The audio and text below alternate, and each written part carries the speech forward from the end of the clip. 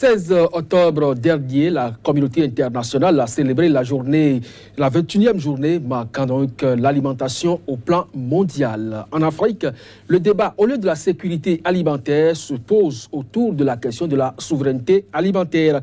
Bruno Ninewe, bonjour. Bonjour monsieur. Vous êtes le promoteur d'un label, vous l'avez appelé Label Bénin. Merci d'être avec nous sur le plateau de SICA. C'est moi.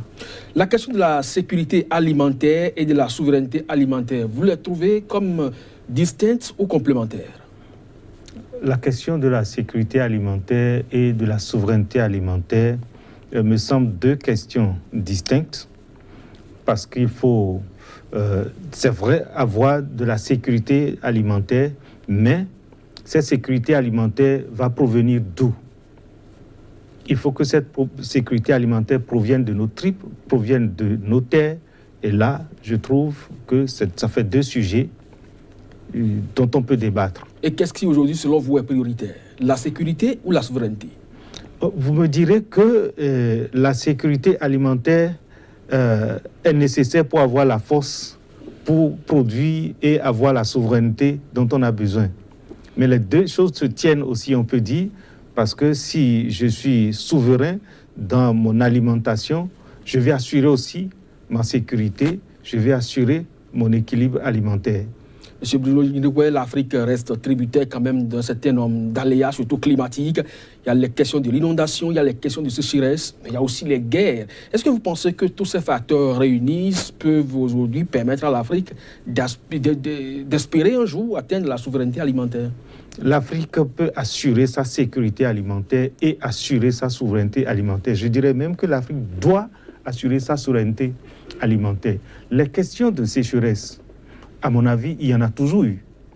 Les questions de changement climatique ou les effets induits par le changement climatique, il y en a toujours eu. Et par rapport à cela, nous devons compter sur la capacité de l'homme à s'adapter au changement de la nature. L'Africain n'est pas différent des autres peuples de la Terre. La sécheresse, les changements climatiques ne sont pas, ou les effets des changements climatiques ne sont pas le monopole de l'Afrique, ou je dirais l'Afrique n'a pas le monopole dans ces choses-là. Et pourtant, ces contrées assurent la sécurité alimentaire de leur population, assurent leur souveraineté alimentaire, parce que c'est des questions stratégiques sur lesquelles on ne devrait pas discuter. C'est des choses à faire et il faut le faire. Les questions liées aux guerres, les guerres, nous connaissons les causes des guerres. Il faut aller chercher les solutions durablement à ces causes-là pour que, pour une fois, on fasse taire les armes. Je pense que les questions de guerre sont un défi à la gouvernance de nos pays. C'est un défi, c'est un challenge qui nous est posé et nos dirigeants doivent pouvoir trouver les solutions dans nos ressources, dans les ressources africaines. Au lieu de s'aligner derrière les Occidentaux avec les muscles, trouver des ressources, trouver les solutions dans nos ressources propres. Sous l'arbre à palabre, on doit pouvoir trouver des solutions à nos guerres. Parce que les guerres civiles en Afrique, ce n'est pas les Occidentaux, les Asiatiques contre les Africains, c'est les Africains entre eux-mêmes. Nous devions pouvoir nous asseoir et trouver solution. Donc ces choses-là ne devraient pas nous empêcher d'assurer la sécurité alimentaire, d'assurer la souveraineté alimentaire, même si la guerre ne permet pas d'avoir la sérénité nécessaire pour cultiver son champ, pour et tel que vous le dites là, comment alors peut-on parvenir à cela? Je pense que nos gouvernants doivent pouvoir s'asseoir et chercher des solutions durables aux défis qui se posent à nous. Nous autres citoyens, nous avons besoin de produire. Nous produisons. Mais tant qu'on ne nous donne pas le challenge de pouvoir apporter les solutions aux problèmes qui se posent à nos contrées, aux problèmes qui se posent à nous, et que, par exemple, sous prétexte qu'il faut assurer notre sécurité alimentaire, on va nous chercher des produits. D'ailleurs, on nous rend incapables de réfléchir, on nous rend incapables, on nous rend handicapés. Vous êtes contre les aides alimentaires? Je suis contre les aides alimentaires. Il ne faut pas surtout qu'il y ait d'aide alimentaire à quelqu'un. Il faut laisser quelqu'un travailler pour gagner son pain. Il faut laisser quelqu'un travailler, chercher dans la terre ce qu'il doit manger. Mais il ne faut pas assurer... Vous savez quand même que l'Afrique, c'est quand même une population à nourrir et à dimension industrielle, vous ne produisez pas autant. Non, il ne faut pas trouver l'Afrique comme une population à nourrir. Il faut dire que l'Afrique est une population qui doit se nourrir. Nous devons nous nourrir. Nous avons des terres arables. Qu'est-ce que nous faisons de ces terres arabes-là? L'Afrique peut être le grenier du monde. Et l'Afrique doit être le grenier du monde. Ça va se faire comment? Vous avez évoqué 3 problématiques tout à l'heure.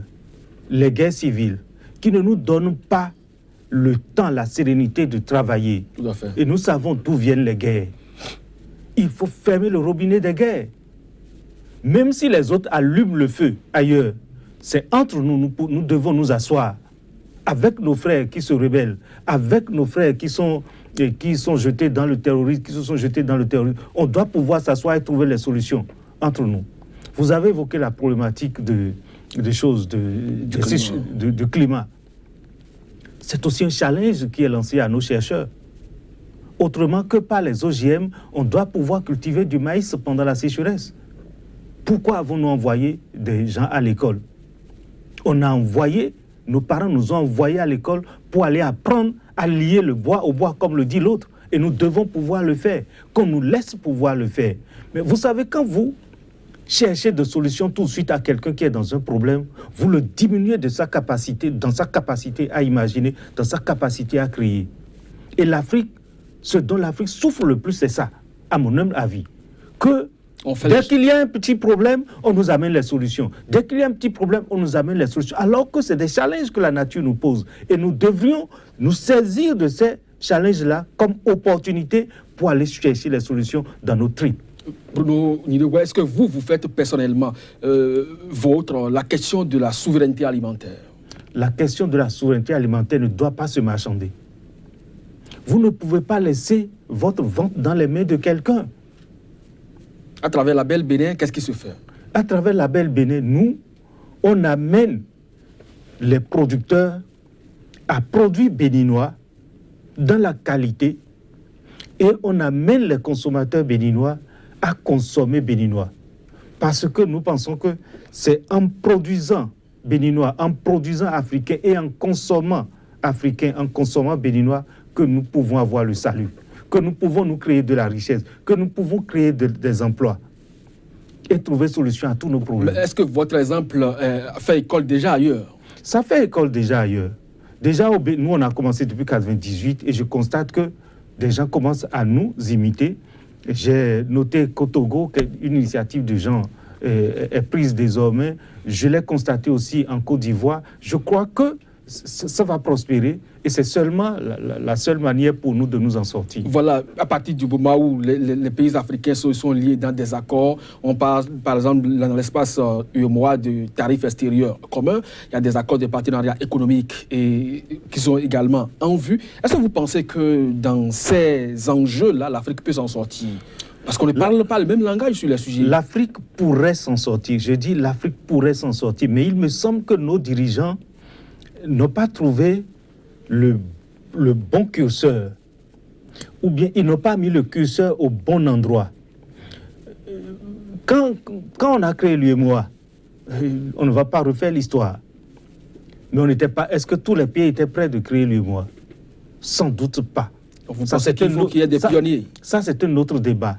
Mais ce que je voudrais nous faire comprendre, il y a un exemple qui a marché, que tout le monde veut suivre.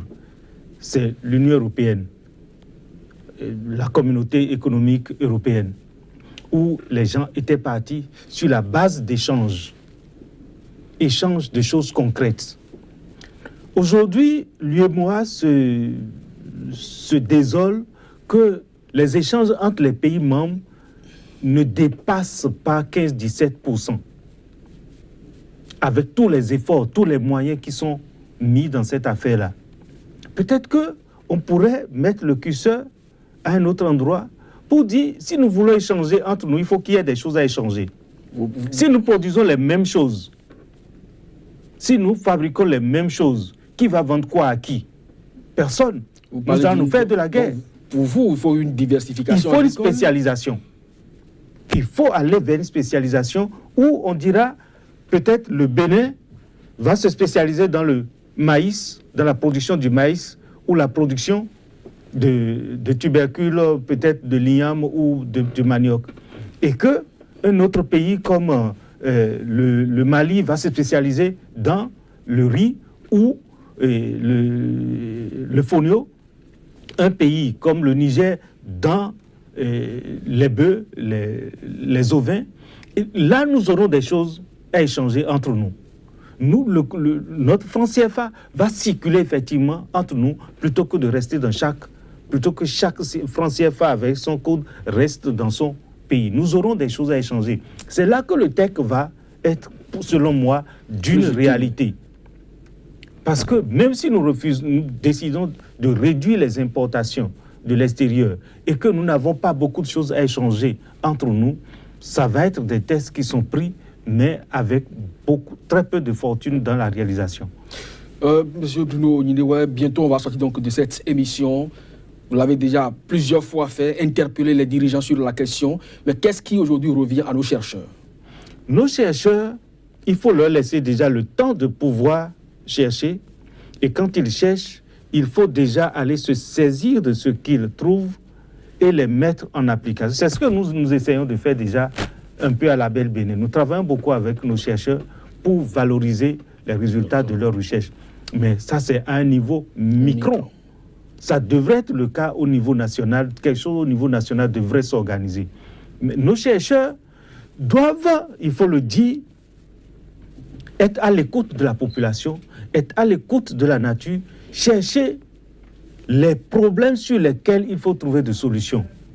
Et ne pas rester à attendre que le pouvoir leur mette des ressources à disposition avant de travailler. Parce que, il faut le dire, beaucoup de nos chercheurs, ce n'est pas eux tous, beaucoup sont beaucoup plus mus par les questions d'intérêt, les questions d'intérêt immédiat. Je ne sais pas si vous comprenez ce que je veux dire. On met beaucoup plus les intérêts pécuniaires devant plutôt que de chercher des solutions et de se faire valoriser par les résultats qu'on trouve. Je crois que nos chercheurs doivent aussi se donner le défi de répondre à nos problèmes, de répondre aux problèmes concrets qui se posent à nous en termes d'alimentation et d'apporter des solutions durables. Chercheurs, gouvernants et en même temps population sont interpellés. C'est bien sûr Bruno Ninewe, vous êtes le promoteur de Label Bénin. Et avec vous, nous avons échangé donc sur la question de la souveraineté alimentaire et avec vos approches, on croit que l'Afrique peut véritablement y parvenir. Merci encore une fois d'avoir partagé avec nous vos réflexions. C'est moi, monsieur. Merci beaucoup. Voilà, mesdames et messieurs, ce sera donc tout pour Entretien du jour sur SICA. À très bientôt.